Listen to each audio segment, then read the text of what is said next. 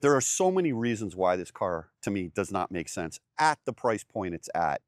It's literally, I think, priced $10,000 too high. Good news, they give you a glass roof on the Standard, which is really good. But do they? Let's see. There's something weird going on here. Check this out.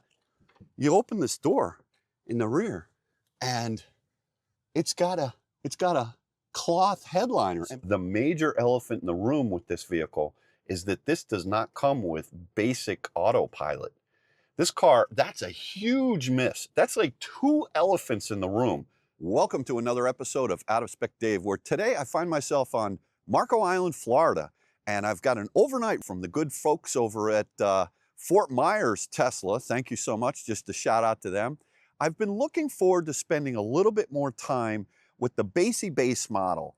This is the rear-wheel drive Standard, and I've been thinking about it, sort of just looking at the numbers. Is this the one to buy, the cheapo one?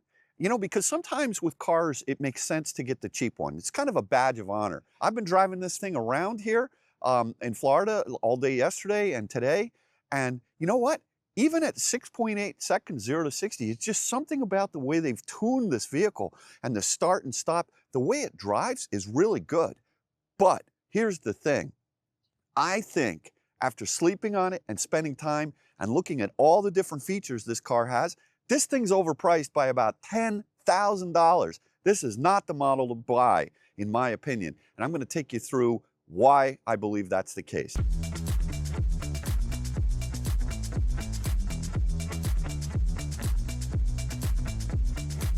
So here it is. This is the 2025 Model Y. This is the standard rear-wheel drive version of the car. Now, you'll see that it doesn't have the base wheels, the 18-inch wheels. This has the 19-inch wheels, which actually hits the mileage a little bit.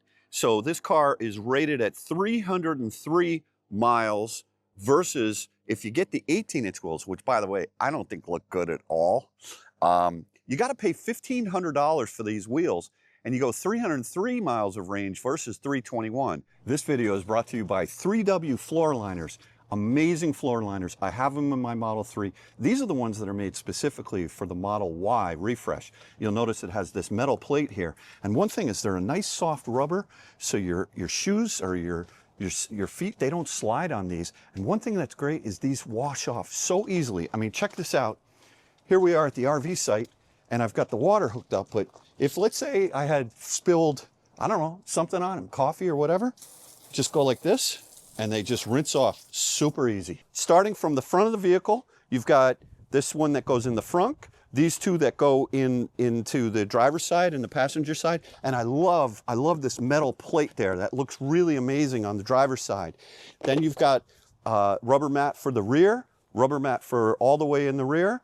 You've got this one for the rear as well. And then these go in the back. All right, so these are super easy to put in. Literally all you have to do is just put it in, smack it down, and that's it. Super easy. Fits like a glove. These 3W floor liners are waterproof and have high edge protection. What that means is that the water or any kind of spill stays inside the mat and doesn't seep into your carpets. They're also super easy to clean, whether it's a family road trip or a daily commute. Really easy to clean. Now on either one of these, you'll see it's got this little rubber flap thing here. It's kind of for storage, umbrella or what have you. Pop it in, that's all there is to it. All right, now this one's in the trunk. Just put that right in there, slides in perfectly, and we'll slam that shut. There you go. This rear seat one is amazing. You have kids that have chocolate milk or maybe some Kool-Aid spills on here, no big deal. So here we go, we put it in. It's okay to go get ice cream, kids. No worries. If it spills, we're fine with that. This just fits right in there super, super nicely. Goes in there. This one here is going to go all the way in the back. And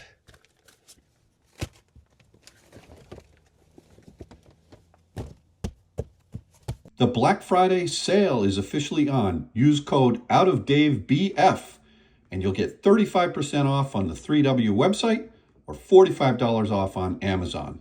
And then these three, I'm not going to put these on today, but they go on the back of the seats, right over on the back over there, on the center, right there, and then over there. So everybody, listen, check these out. 30-day money-back guarantee. Check on the link in the description below. Get yourself a set of 3W floor mats. This Model Y doesn't even come with floor mats. Don't buy the OEMs. Get the 3Ws. Trust me, they're amazing. I have them in my own car, and I love them. First of all, let's start with the pros of this vehicle.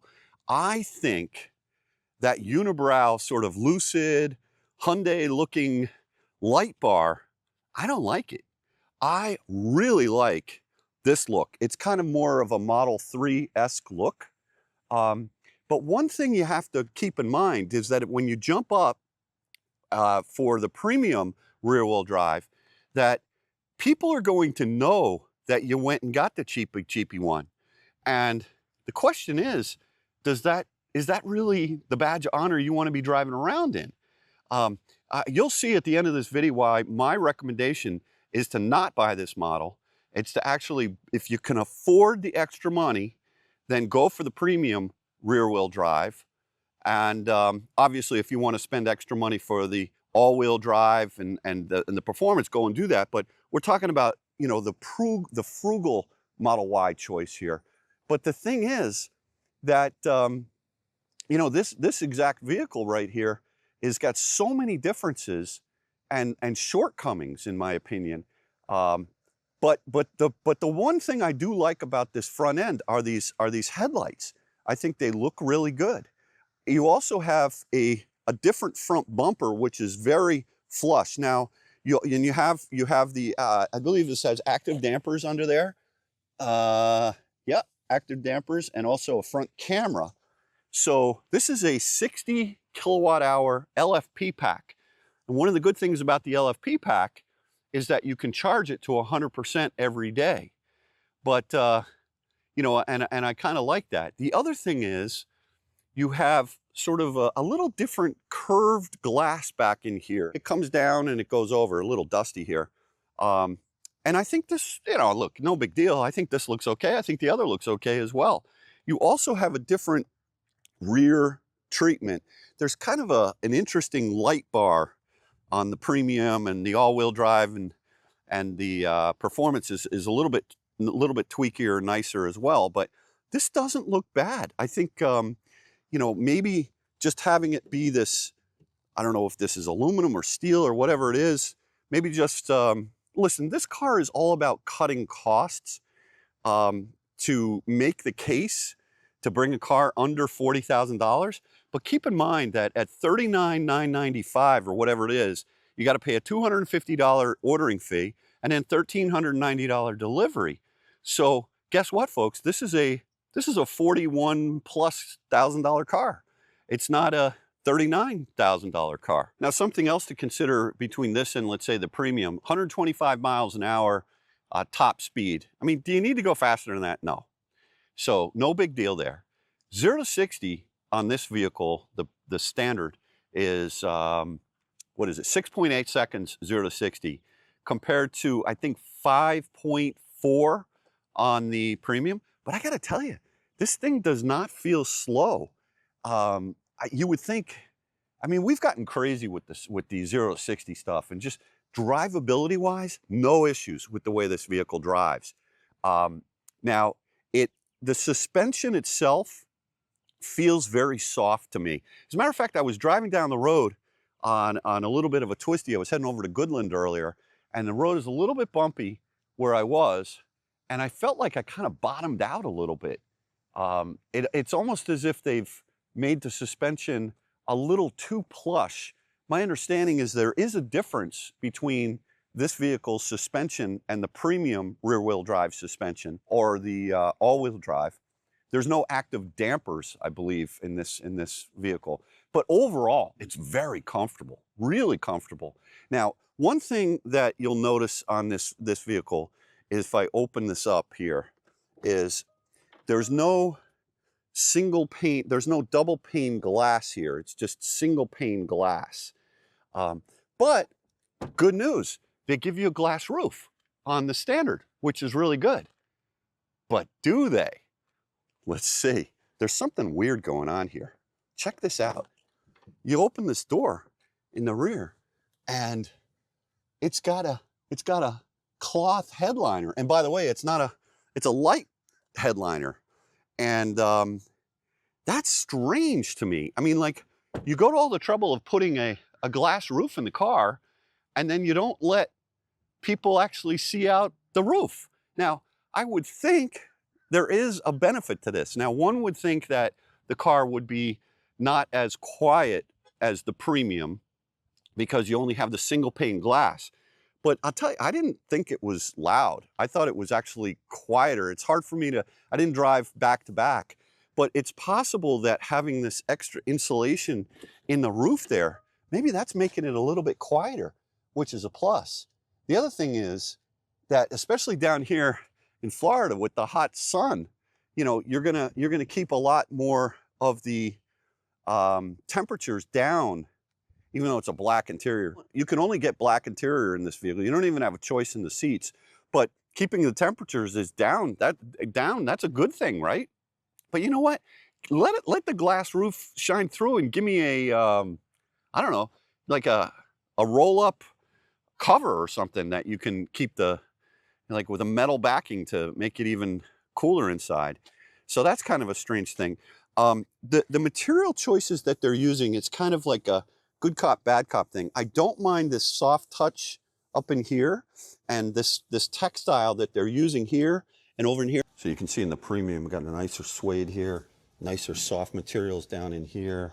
And then you have this center console where where it's just, it's not as open, not open at all, really, down there. And then you can get the white seats, both ventilated and heated. As a matter of fact, I like these seats as well. It's kind of got I don't know what this is here, some sort of a plasticky cover, but these textile seats right in here are quite nice, and I like that a lot. But yet down here, this is like hard plastic. And the other thing you'll notice is they reconfigured this dash, or not dash, but this waterfall, so that you can, I think ladies can put their pocketbook in there. I kind of like this. It kind of reminds me a little bit of some of the other cars we've owned in the past, or maybe it's even taken a cue from the Cybertruck. But this has got some deeper sides on it, so stuff isn't going to slosh around. But this is hard plastic over here. And then also you've got two wireless keypads, but neither one of them are cooled.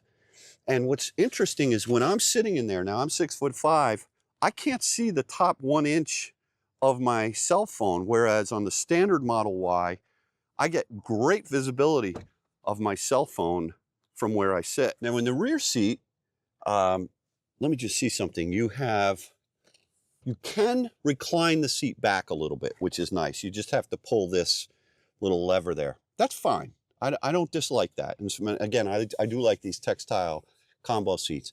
But the one thing I really like here is when you pull this, look at this, whole thing comes down. You have a couple of cup holders here.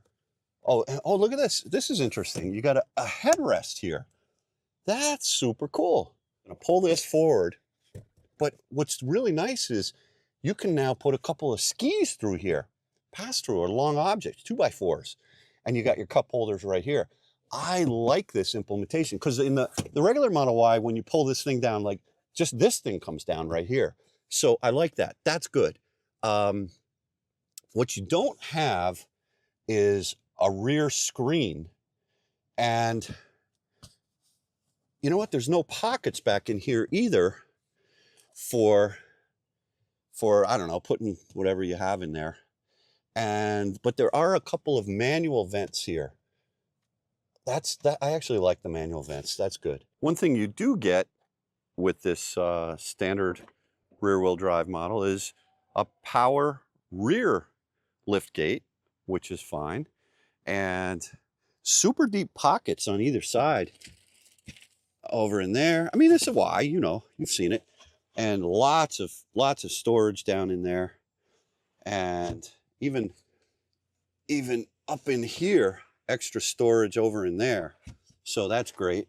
But again, you can recline the rear seats, but they're not power. And that's a nice feature. It's not a make or break thing, but you can close the hatch, the rear hatch. You can close that just like that. So if you take a look at the interior of this vehicle, one thing you'll notice right over here is that they come with no floor mats. I mean, I guess that's kind of standard today. So if you need to buy floor mats, I would highly suggest checking out the 3W floor mats. All right, let's talk about some of the features on the interior here. One thing is, this is a Tesla, and so you get the single screen over here, and they really didn't cut back very much in terms of the entertainment system itself from a technology standpoint. You go over here, you have all of the different apps. You have the ability to access Grok right here, and you can put it up here, or you can access Grok just by holding down this button, and then you got Grok right there, which is pretty good. You got, Spotify built in, Sirius XM built in.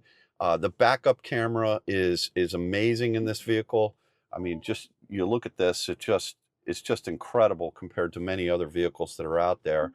The low speed sort of, all of the drivability, just slow speed, giving it a little bit of juice and then coming off, super smooth. I think, honestly, the best in the business. I really do. This car drives fine. I don't have any issues with the way this drives. As a matter of fact, even the sound, I was mentioning not having the glass roof exposed up here. I'd love to see someone cut that out and see what you find. I mean, that would be cool. If you do that, let me know. I'd like to film that. That'd be awesome. You don't have cooled seats in this base model, but you do have heated seats, and you also have a heated steering wheel, which is good. So I like all those features. So yeah, the system itself everything is great. Now, one of the things, and I do want to thank the guys at Fort Myers. They said to me, "Are you going to use FSD? Do you know what FSD is?" I go, "Yeah, I know what FSD is." And they asked if I would actually use FSD, and so I said, "Okay, I'll use it." But I would say there's two things that I have an issue with. When I went to use FSD yesterday on this vehicle, now this vehicle I just drove it down from Fort Myers, and I only have 83 miles on it. So this is a brand new vehicle. I think I'm the first person to ever drive it. You can see it's still got this sort of plastic sheet on it and all that. So this is all good, but it does have FSD, but it's only version 13.2.9. So what I would say, Tesla, is you put out vehicles, first thing you want to do is you want to make sure that that's on. See, if I were just driving this vehicle and I didn't know what I was doing, I would just go to the Autopilot features and I would try to turn on FSD to test it out. What I think is interesting about that is the major elephant in the room with this vehicle is that this does not come with basic Autopilot. This car, that's a huge miss. That's like two elephants in the room. The fact that this vehicle does not come with basic lane centering, and again, this is not an inexpensive vehicle, but like you don't even have the ability to get lane centering unless you buy FSD or rent it on a SaaS basis at $99 a month. At least that's what it costs now. You don't have any protection that will go up or maybe down, but you got to spend $8,000 in order to get lane centering on this car. Now, not everyone loves FSD. I happen to really love it. I'm addicted to it. But the thing is that if you just buy a Tesla and you go to, hit the little button to turn on Autopilot, it's not going to be there. That's kind of crazy that they're selling you this car for $5,000 less, but now you got to spend $8,000 more just to get lane centering. Oh, but you have FSD. But what if you don't want FSD? This is going to be a rant here. I apologize, but this is not. I don't believe this is a car you should buy. I mean, I really don't. If you take a look at the base model 3, That one is a lot less money. So unless you really need a Y, I would absolutely encourage you, especially if you're going to buy the 19-inch wheels. A couple of things that's interesting right now with Tesla. Now, these deals change all the time, but they're giving 3.99% interest on the standard rear-wheel drive Model Y, but they're giving you 1.99% interest on the premium rear-wheel drive Model Y, or the all-wheel drive, which is $4,000 more, and then the new Performance, which is just, I don't know. Performance Model Y seems like an oxymoron to me. Performance Model 3 is not an oxymoron. That's a race car. This is a sport utility, and it goes plenty fast with the all-wheel drive version. Even this car, I'm not lacking for speed, and I drive a Model 3 Performance. It's not like I'm sitting there going, I wish it had more. I mean, go ahead, buy it if you crave that kind of thing. Don't get me wrong, but just have a separate fund ready for your curb rash on your wheels and blowouts too, because those low-profile tires, you tend to go through a lot of those. But everyone knows that. So yeah, let me start the rant a little bit here and build up some more cases why I don't believe this is the right vehicle to buy. Let me begin, as if I haven't already. All right, so just to reiterate, if you do take a test drive in a Model Y or a 3, whatever, it doesn't matter. You have to make sure that you go over to Autopilot. So you go here, click on the little car, click on Autopilot, and make sure that FSD is enabled. Traffic aware cruise control, that's just like every car has that, right? I think even my little Mitsubishi rental car I have this weekend, which is really cheap, has that. But you don't have any lane centering, so that's interesting. You also are missing out on this vehicle with the ambient lighting. And I'm so used to the ambient lighting. We have it both in our Porsche Macan as well as in my Model 3. It creates such a nice glow inside the vehicle. It was dark, and really dark, with this dark interior and also no ambient lighting. And I know it sounds a little silly, but you can change the colors of the ambient lighting. The ambient lighting is really nice in this vehicle. Let me show you a couple other things that I think is absolutely crazy ridiculous. You open the frunk here. All right, now let's go around to those. So the good news is it does have a frunk, but look at this. Let's check this out, because this is kind of crazy to me. What they've done is there's like this hard plastic here, and it's not even finished over in here. It looks like the car hasn't been finalized from a production standpoint. I mean, look at this over here. This is crazy. And then when you look up in the hood itself, it's like, it's just metal. And as a result of that, I would not put anything in here if this is going to get wet. All right, well, Dave insists that I look at the frunk, so I'm going to go in and look at the frunk.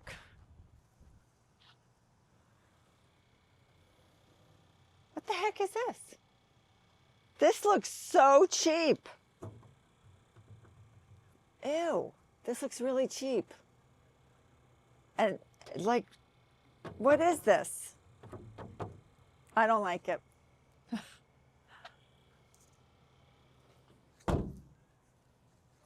Not for me. It's actually quite a bit bigger. All finished. All finished. See the seal up here? Oh, M&Ms. Does every car come with that? But look at all of this is finished in here, which is nice. And it is a much bigger frunk. Actually, much bigger. Yeah. Now, let me see if they have a drain. Oh, they have a couple of drain plugs. This is not watertight.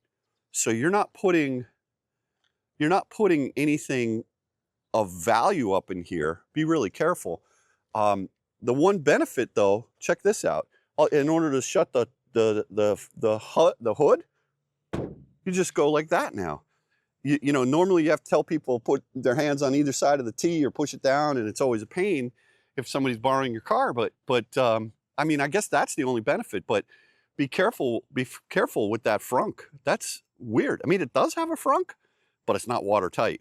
Now, for $1,000, you can opt and order one of these cars with a tow hitch, which is fine. It'll tow 3,500 pounds, okay? So, you know, a jet ski or something like that, maybe a single snowmobile. But the one thing that is very strange to me, and I know this may be, you know, this is kind of similar to what we found in the Cadillac IQ Escalade. When I opened up the Escalade in the rear seats, there were no seat controls. And you'll see here, there's no seat controls here. And that's kind of crazy. Like I said before, I like these seats. I think these textile seats are nice. And I think they're similar to what's in the Tesla Semi. I think Kyle was telling me about that. But the thing is, let's just say that Kathy drove the car last. And I open up the car and I get in. And sometimes it'll recognize that Dave wants to drive it. Sometimes it'll recognize that Kathy wants to drive it. Depends on the phones and how they're configured. So let's just say you want to get in the car and the seat, for me, it's always a pain. It's always up. So what I got to do is I got to get in here. I can't just move the seat back, or, you know, you can't, there's nothing to control it over here. So what you got to do is you got to go into this mode over here where you hit seats. And then you got to kind of like think about this. Okay, now I can move the seat forward or back or up or down. Oh, that's the, I mean, that's weird. And then scroll to switch between the driver controls. Now the mirrors and the steering, this is something else as well. You have a manual lever under the steering column. That's archaic. I mean, where is this thing here? Underneath? Where is it? Oh, right here. You push that down, and then you can go like this or like that, or in or out, and then get it to the spot where you're at. They've taken away so many things from this vehicle. You know, when you lock your car, I always fold the mirrors in. And here, the way to fold the mirrors in is you have to manually push them in. And why that seems like, Dave, what are you talking about? No big deal. But why that's a big deal is oftentimes what I do is when I'm walking away from my car, I'm going to work, I always look back. First of all, I look back to see my beautiful car. And by the way, this looks like a Y. I mean, you know, you're driving every bit of a Model Y here. But you see, it did the little beep thing, it did the little flash thing. But if for some reason I didn't hear that, and I'm way over here, and I look back at the car, and I see that the mirrors are out, now I gotta go back and wait, did I have the setting wrong or something like that? So to me, that's again, you know, what Tesla has done here is they've taken away so many different things. Although they give you the glass roof, but they don't let you see it. That's a weird one to me. I guess it must have just cost them more money to put sheet metal up there and I don't know if the glass is structural or whatever, but, you know, probably from a manufacturing standpoint, someone made the decision, let's keep the glass roof, but not let someone use it. That seems wacky to me. It's a $5,000 difference between the rear-wheel drive base model standard and the rear-wheel drive premium. It's $44,990 versus $39,990, of course, plus the $250 plus the $1,390. But if you spend that extra $1,500 on these nicer wheels, I can't even stand those 18-inch wheels. They look crazy to me. They're so out there. You know, when you see a movie that's so bad, you actually like it. Maybe you could get into that camp, into that mentality. But I don't know. I really don't know. This is not the package, at least not for me. All right, I'm going to give you my final thoughts. All right, so if I haven't done enough to convince you that you should go for the premium rear-wheel drive as the base car, and if you decide you want to go with this one, then do it. But I would buy a pre-owned rear wheel drive premium once they become available, because, you know, the used used cars just tank in value. There are so many reasons why this car, to me, does not make sense at the price point it's at. It's literally, I think, priced $10,000 too high. $8,000 for FSD just to get lane centering, let's say, you know, or you're going to have to pay an extra $100 a month, higher interest to finance this vehicle. So many different reasons that I've laid out here. If you really want the premium rear-wheel drive, then I think it's just buy a used one, or I just don't think this one is the one to go for. So let me know what you think in the comments. I mean, it's a beautiful car, don't get me wrong. It drives great. You know what I'm saying. All right, we'll catch you on the next one. Take care now. Bye-bye.